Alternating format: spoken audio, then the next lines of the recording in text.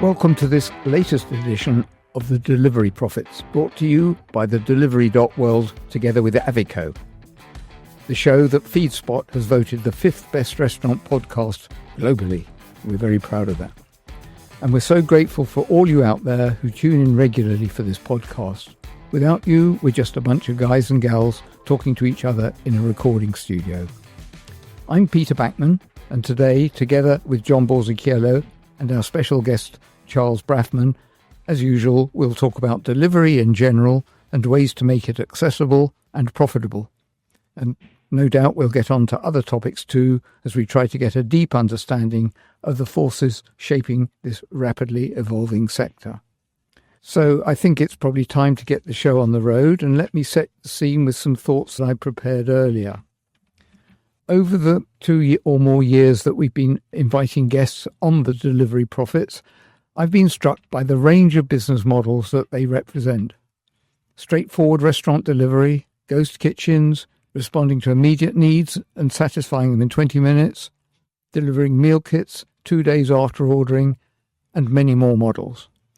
But I think one constant has been the evolution inherent in each business. While each may have started with one vision in mind, that has changed over time for all of our guests.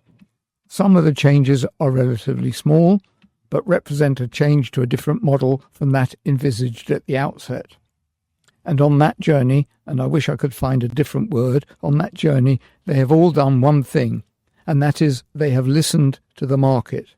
And listening to the market is important, whatever you're selling, whether it's rapid deliveries from a restaurant or the fries that they buy for their meals that they supply.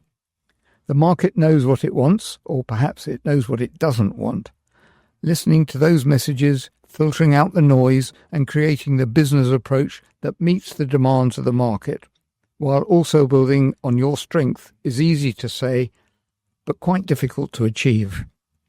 I think our guests have all shown that listening ability, each in their own way, and that, in my view, is why they have a vibrant, multifaceted restaurant delivery ecosystem, not only in this country, but around the world. So, John, I've mentioned fries. What do you think? Really interesting, Peter, what you said about evolution and change. And it all comes whichever model it was, whether it was the rapid delivery, whether it was the meal kits for home. At the heart of it all is still the people, isn't it? The people making these kits, the people that are delivering these kits. And we've spoke about this many times, and that's something, I guess, that has not changed and has stayed the same, that the quality of people that are doing it, like we say, from the riders. I agree with you. They all share something that we could call quality, whether it's a drive or ability to work with people or the ability to create the business model that works. All of them have demonstrated that. I think you're absolutely right. It's true entrepreneurship, isn't it? That's what has hit me within the last 2 years, that of all the different models and how, like you say, the evolution, how they've maybe changed and how the market's changed, dynamics have changed. But actually to run with something and to say it's okay to change it. Delivery world is changing, so it's okay to change. Well, I think it's probably more than okay. I think it's probably absolutely necessary, because you may be doing the right thing in January, and by March you have to change. Change is inherent in what we do in delivery, and it's absolutely necessary to do it. So yeah, admit that change is doable. I was with one of our customers yesterday, actually, met them in Birmingham, and they have developed a number of dark brands, let's call them, false brands to us, but they're running them out of their sites, and it is going fantastically for them. It's one of the biggest pieces of their business now. So it shows that even season pub groups and operators like that are not jumping on this bandwagon, because it's not a bandwagon anymore. It's a fully fledged differential of a restaurant business. Yeah, absolutely. It's got real motion, and that again has come out from all the guests, and I wonder whether our guest today is going to be adding to that story. So our guest is Charles Brafman, and Charles is co-founder of Dine. That's ampersand and Dine. Charles, is there anything that we've said so far that you want to add to? I think it's interesting to say the entrepreneurial spirit of the people. That's something that really inspires us in our business. We get to work with so many of them, so it's really exciting to hear the different stories, how they've come to market, where they work from, what they're trying to achieve, and really trying to work with them on so many different levels to bring that to our customer base, which effectively is their customer base as well. So I guess we need a little bit of a description of what it is you do. Yeah. That will be very helpful. So, and Dine is a corporate catering marketplace. We connect brands and businesses all around London with incredible independent caterers and food businesses. So you're an aggregator for Corporate catering. corporate catering. Yeah. That's interesting. What you work, again, this is for our listeners maybe overseas that haven't seen your model, but so you're working with a restaurant or a street food vendor. Correct. And you put them in touch with a corporate client, Yeah. one of yours. Yeah. And then is that delivered through a classic aggregator, as in a Deliveroo and Uber, or is it what's their actual route to market? We do the delivery as well. Okay, Yeah. So we have delivery partners we work with and we do the whole market. fantastic. That's completely different, Peter, isn't it? Yeah. What You you could say internationally as well. I feel like this is almost a bigger thing abroad and hasn't quite happened here yet. Okay. In America, catering is just, you do it in your business. It's something you have as a third prong. You have your eat-in, you have your kind of aggregator style delivery model, and then you have your corporate catering. Yeah, absolutely. And I hear that all the time from American companies. Absolutely. So the days have gone then of someone in the tea room at one of these big corporates making some sandwiches with the curled up crusts and it's on the director's boardroom table. Exactly. So now, That still happened, but that's what we're trying to change. just so we're trying to really build a picture here of what sort of brands are you working with? What would our listeners know with the brands? So immediately, it's probably not brands you would know, and that's something we're really trying to push. We work with independent food businesses, so it's not necessarily big brands. That's something we're trying to step away from. We're trying to give independents this platform to sell on and introduce companies to these new exciting brands that they've never heard of. That's what we're trying to push with the brand of Dine as well. No, it's fantastic. And again, I was looking through your website and other different things, and Nanny Bills is on there. Oh yeah, Nanny Bills have joined recently. So Nanny Bills is the one that is, I guess, out there a little bit more. But Yeah. some of the ones you had, it was really interesting as well to look at the stories of these people. So, Exactly, yeah. like you say, where they're coming from, but you're giving them the ability and empowering them to be able to grow their business. So something they're so passionate about, Peter, when and you see it all the time, a vendor, when they're cooking Malaysian cuisine because they've from Malaysia, they've moved to the UK, they can do these street markets and they're working for hours and hours and hours, and it's a long, hard slog. But what you're saying, Charles, is you're giving them the opportunity then to work with corporate clients potentially. Exactly. They absolutely love it. That this kind of introduction where, they can get an order ahead and they can get 200 orders delivered before lunchtime and get it all done in one order. So they get really excited by it. So maybe we can dig a little bit into some of the detail here. Sure. So let's start with the person placing the order. How do you create that environment? Yeah, so there's a couple of routes you can order with us. You can do it like your traditional online ordering where you can fill a basket. But instead of ordering for one person, we're selling large platters where it will serve 8 people. So you could get a main course for 8, some sides and that kind of thing, and build out a lunch for your whole team.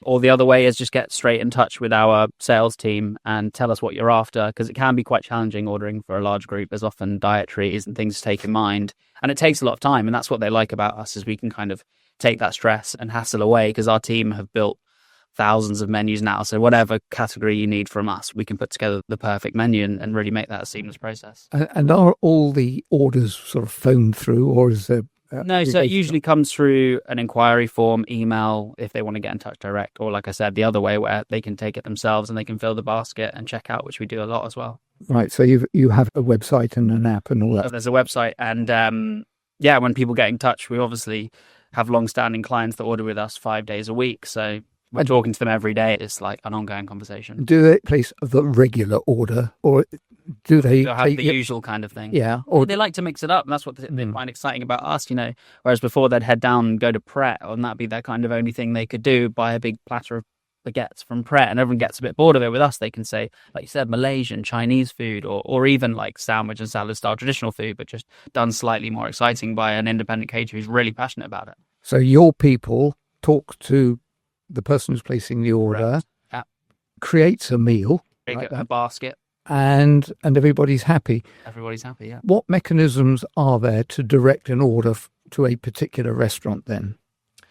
Does your person who takes the call, does that person decide or influence where the order's coming from? Yeah, of course. I mean, we usually get some specifics of what they're looking for, and we all know kind of who to connect them up with that.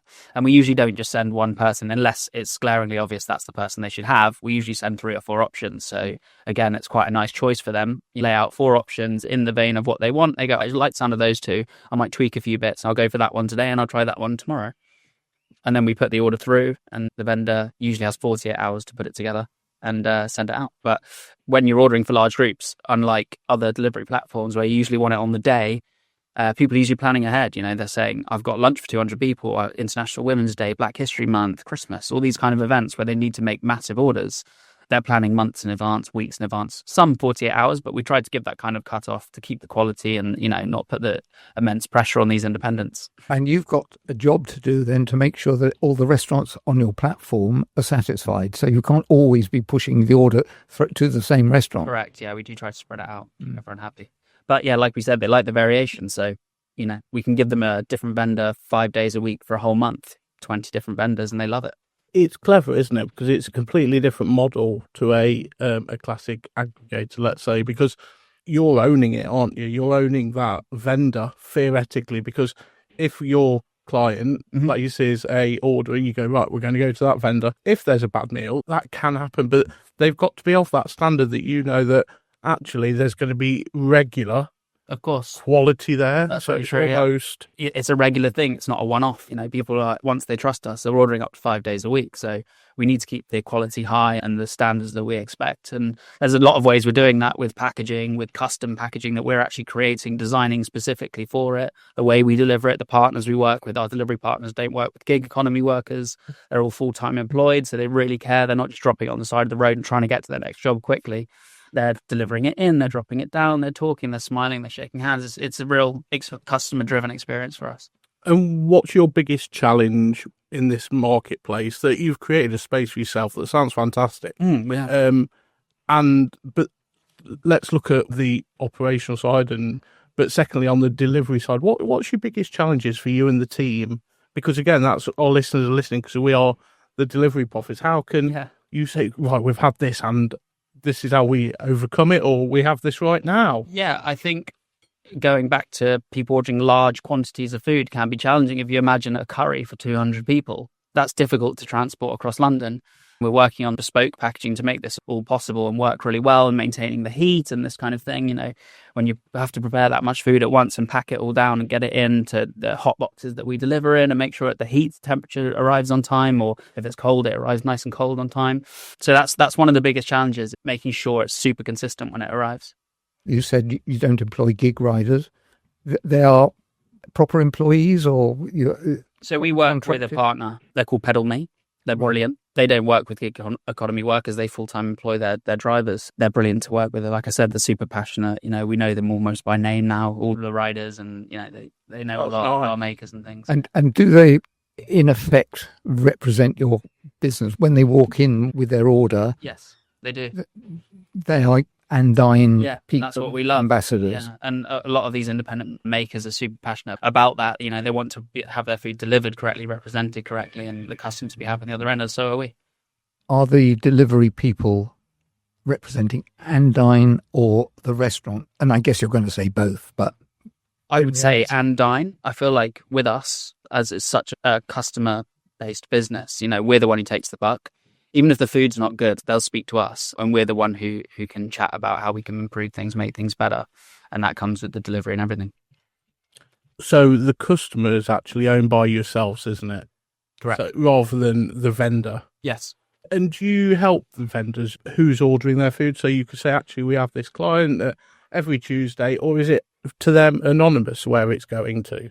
They know who the client is. Okay. We don't hide that from them. Yes. Yeah, we're completely open. And I say to my team all the time, our vendors are our partners and we love working with them, and we want to get them as much business as we can, help them build their socials, and even brands. You know, some of these smaller independent businesses, you know, need some help. And that's what we're there to do. And especially in corporate catering, that's so difficult to do. You need a sales team to get into those offices and find the right person to speak to and The delivering massive portions of food is very difficult. So it's a whole different dimension that we can really help them with. I think I'd like to get on to the subject of how Dine got here and where it's going to go, because, I mean, we can talk about it for hours. But before we do that, just a little break here and say, if you're enjoying the show, please consider supporting us by leaving a 5-star rating on Spotify or on Apple Podcasts. Your ratings and reviews mean the world to us and help more people discover our content. It's the best way to show your appreciation for the hard work that the Delivery.World team, the Avico team, and our fabulous guests put into each and every episode. So go ahead, hit that 5-star button. There are full instructions in the show notes. And let's continue with today's fantastic episode. So where I am, in leafy Leicestershire, up in the Midlands, how can I get your service, or is that in the future? It's in the future, not yet. We're looking at city expansions at the moment. We're actually plotting it out. That's next on the roadmap. We're tidying everything up here operationally and making sure we're super comfortable before we move into the next city. We probably won't move into the next city with a full team like we have here, as much as we can operate from here, and we can send a couple of representatives into these cities and find the correct caterers and makers and independent businesses that suit our brand and give them these onboarding documents that we've spent the last few years building to get them into the level straight away of how to be a caterer, because that's very different. You know, even experienced restaurants like Nanny Bill's don't do so much catering. So when they come to us, they're like, you know, they've been going longer than us, but they're saying, so how do we package this and what sort of prices should be charged for this kind of thing? It's very different catering to even experienced restaurants. So they have a lot of questions for us, which we've learned over the years working with thousands of orders. So I guess you must have criteria for development. We do.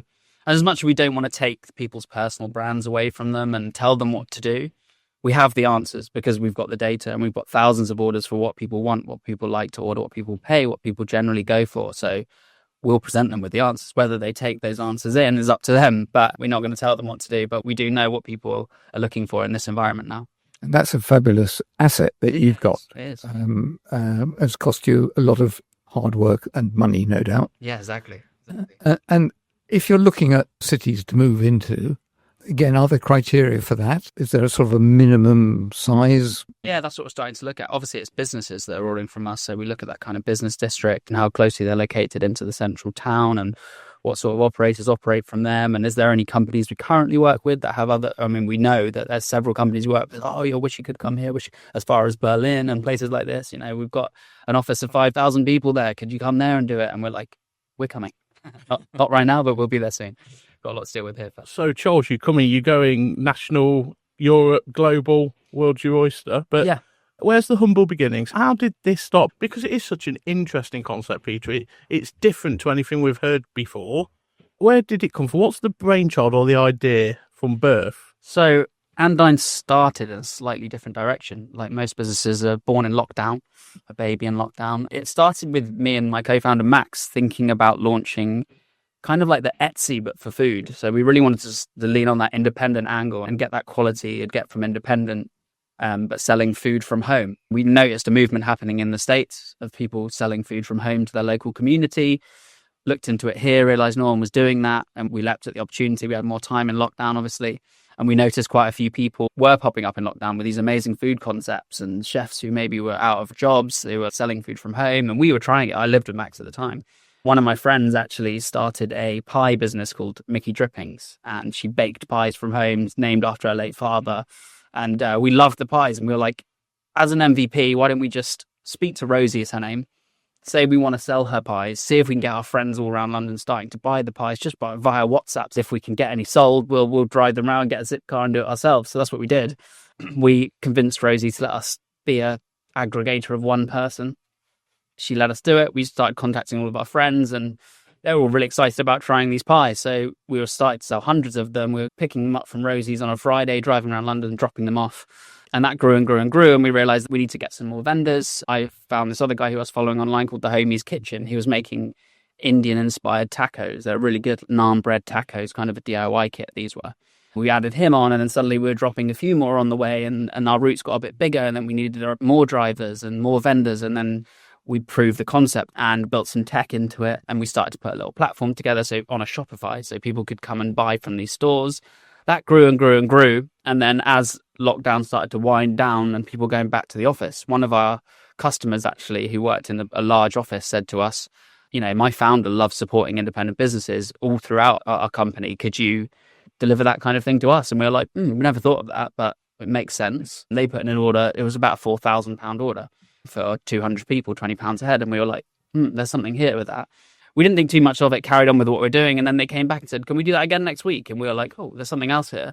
We did it again. And then he continued ordering every week, this kind of volume. So we started to fish around a bit, and other companies, and he recommended us a few companies, and other companies started to reach out for us wanting to do it. We kind of realized this is a great market. It was really open to do it. So we pivoted and we dropped the B2C side out of lockdown and then really went aggressively on the business side. So that's kind of the journey. And it brings us to where we are now with 400 plus customers all over London ordering up to 5 days a week. And I guess that plays to my listen to the market argument earlier. We're very about listening to the market for sure. Yeah. And I think some of our other guests as well have pivoted in this way. I mean, we talked to Gavin Smith some time ago. The evolution of his Pizza in the Post got a real boost because they were listening to people. Sure, yeah. I listened to the episode. That was great. It goes back, Peter, to your earliest, when we started, the evolution, the change, and Gavin and Charles are they're entrepreneurs that are actually making these changes to actually listen. And when I was looking on your website to see that you've got Dine and Dine events, there must be people that are in these offices and they're having it regular because their boss or whoever's ordering it. But then they go, hold on, it's going to be our wedding next year. Are you going to that market, or we're just getting pulled in a few different directions, and that is one of the conversations we're having. However, I think the direction we will be moving in, if that does happen, but obviously we're focusing on the food at the moment, but there's plenty of other things in the corporate space that we can help with. We do events. We put bars in sometimes. We put coffee machines in. We're doing wine tastings. And when we're at these events, sometimes there's someone getting a massage and we're like, we could probably sell that to them as well. But, let's stick for food for now. Because experience in the office is such a big thing at the moment. People want to get people back in. Food's usually the first step. It's quite a cheap ROI to give someone food rather than give them a big pay rise, and people are over the moon to come in. Sometimes, they'll come in when they don't need to be because there's lunch on. And that's what we're really seeing as a shift in the market. So they're having the best meal of the week because they're coming into the office. Exactly. They haven't got to be at home in their apartment or flat, or they're coming in and they're like, this is great food as well. Exactly. It's fantastic. It's a great experience, and it's, trying food they might not have tried, or maybe they do, and it's almost like a small secret of someone they knew about but no one else did, and to be able to share it with all their colleagues and almost boast about, oh, I know this, I've had this at the street market. It's that kind of thing. But you're providing a real benefit for employers as well who want to get people in the office 5 days a week. Of course. Do you have those sorts of discussions about what you're actually doing for the company as opposed to feeding the people? Completely. We often run surveys and you can see how much it's changing the way people are working in offices. One of the questions is, are you more motivated to come to work when there's food there? And that's a lot of the time is yes. And it's now becoming almost up to board level discussions because it's like, we need to be doing this more often.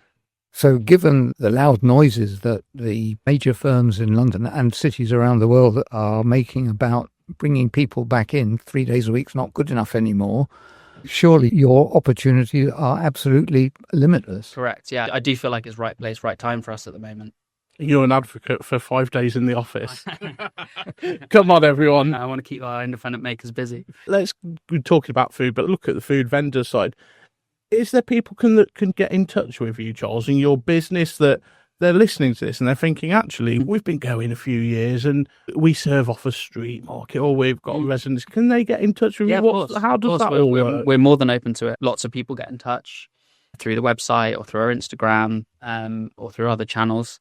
And we go through a vetting process. It's super important for us. We've got a team of 15 foodies and they come in with their food. We all try it.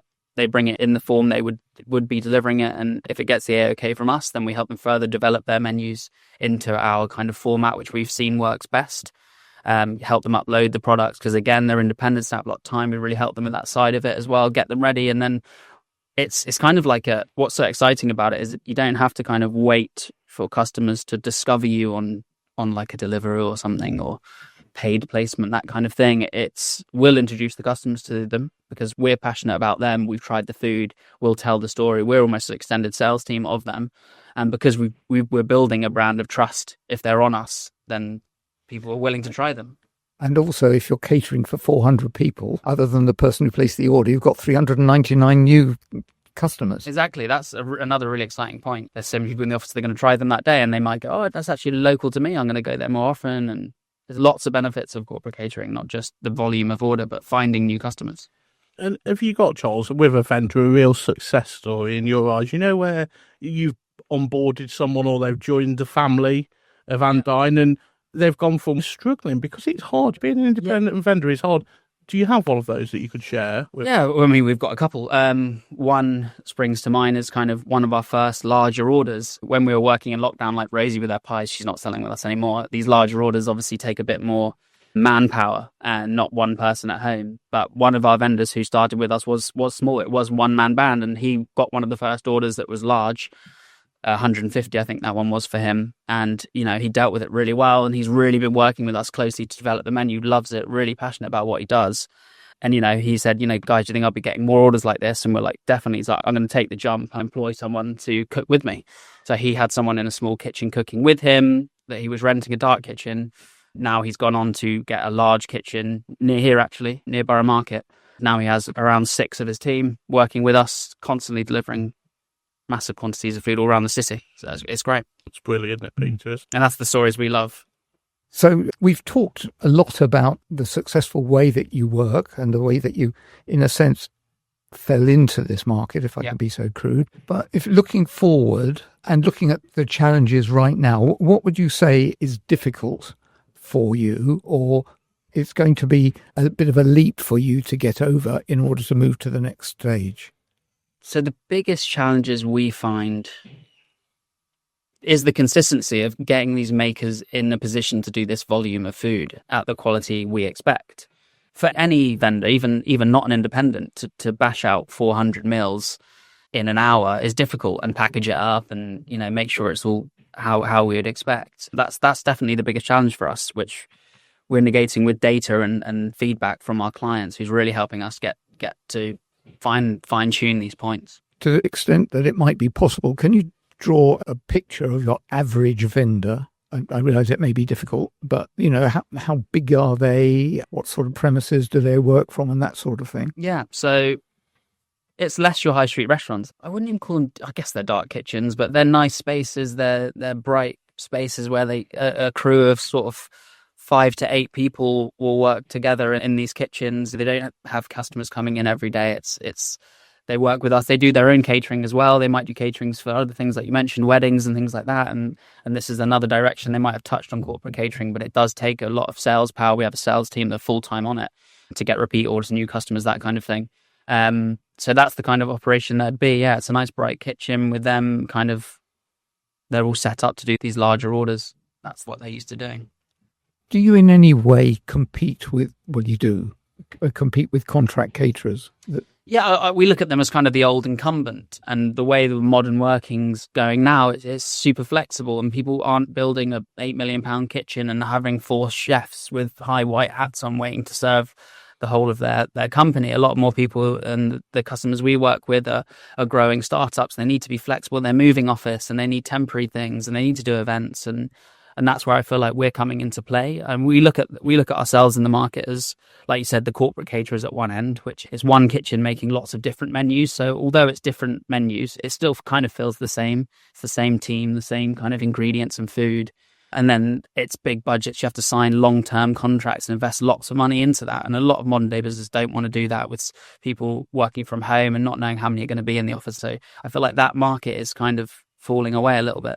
And then the other end is your fast food Deliveroos and your Just Eats kind of things that are delivering high street food quickly, that I again feel is not what offices want at the moment. It's not nourishing. It's not what, you know, if someone's been working all day, they don't really want to be eating like something quick. It's like we're trying to encourage ordering these big sharing platters and getting the team together, and it's fresh and it's healthy and it's independent caterers that use some local produce, and it's really good quality food.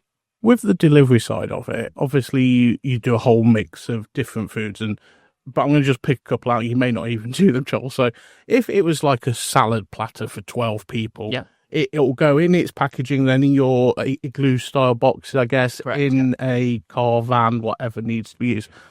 If it's a conference for 250, yeah, is that a case then that it's all packaged up, it again goes into your warm holds? Yeah. When it gets to the site, are they just passed, or is the service around laying it out on a table? How does that side work with the delivery angle to your customers? Yeah, so again, we work super close with our partners and our delivery partners, and they'll take the food up. They won't just hand it over as long as they're welcome into the office, and they'll usually help them unpack it, put it out into the main table, and we send all the food with these place cards that have name tags on, so it's super clear to put them out in front of the food. So we've thought about all that before. People would label the food up, the lid would get thrown away, people wouldn't know what the allergens were. So we've solved that problem with these pink place cards that I'm really proud of, and little pill me stickers which go on the top, and when you get say a platter of harissa chicken, you can read what it is, peel off the place card, pop it in front, and they can display it really nicely.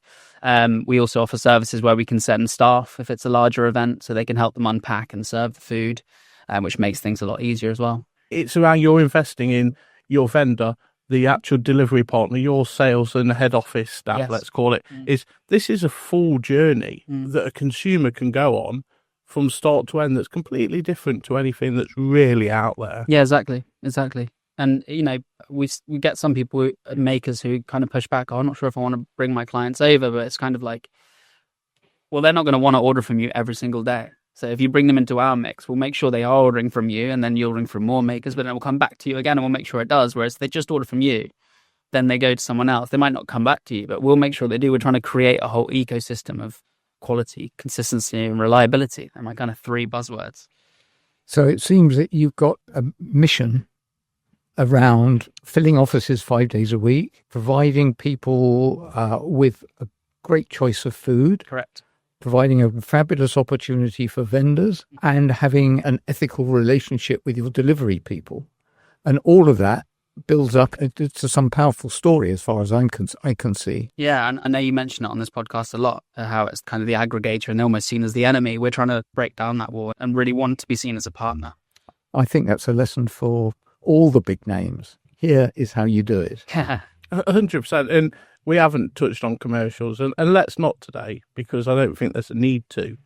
But obviously, as you grow as a business, that gets better for all of you. Of course, yeah. It's a whole joined up approach. Yeah, and even with percentages and that kind of thing, it's big volume. So it's more exciting. When these aggregators are taking big percentages of a small order, it's almost, a lot of people think it's not worth me doing. But when the order's for 400 people, then you're kind of quite happy to give away a percentage. So we're sort of coming to the end. Big question. If we come back here in, I won't say in 2 years, because that may be too close, but in 5 years or 10 years, let's say 10 years, where is Dine? What does it look like? I see it scaling across the country, across Europe, and hopefully across the world. I see it being the forefront of corporate catering. I don't think there is a brand at the moment. If you think about corporate catering, you think, I'm going to go to them. If you're ordering something at home, there's probably a few brands that spring to mind. But when you're in your office and you want something, them same brands might spring to mind, but it doesn't quite work for that scenario. So I want us to be that brand that springs to mind internationally. So yeah, hopefully that's where we'll be. Sounds a good place to be. I think it's a great model, Josh. Thank you so much. It all sounds really good, and how it's been done is a real nice story. So congratulations on that. Thank you so much. So is there anything we haven't talked about or said that you desperately want to say at this point? I think we've covered the most of it. It's a very exciting journey. We're quite early days still. There's a lot more to do, but we're all loving it. It's a great team we work with, and all of our vendors are amazing, and it's great to see everything growing. So we're at andine.co.uk. That's where you can browse our marketplace, get in touch with our sales team, or you can just fill your baskets and order away. And if you want to get in touch with me, you can get in touch with me on LinkedIn, or I run the Dine Instagram page as well. If you ever reach out on there, if you're a vendor, get in touch. I'd love to chat to you. And if you're in a business or a brand, please get in touch as well. We'd love to sell you some great food. One more thing I didn't mention is we do these lunch and learns where we can bring food from one of our vendors for a team of up to 8 people to tell similar stories that I've told today, some more in-depth stories on the makers that we work with, and you get to try some of the great food. And if you like it, you can run away and order some more food with us. Almost like wine tasting at lunch. Kind of, yeah. We'll bring some wine. Why not? Peter, we'll do that on that next. Indeed, indeed. I've got it. Okay. So with that, I think it's a big thank you to our fantastic guest, Charles Brafman, for taking time out of your very busy schedule to join us today.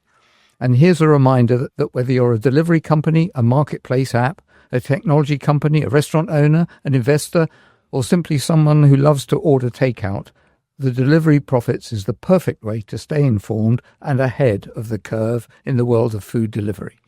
You'll find the Delivery Profits on Spotify, Apple, or on other places where you normally get your podcasts.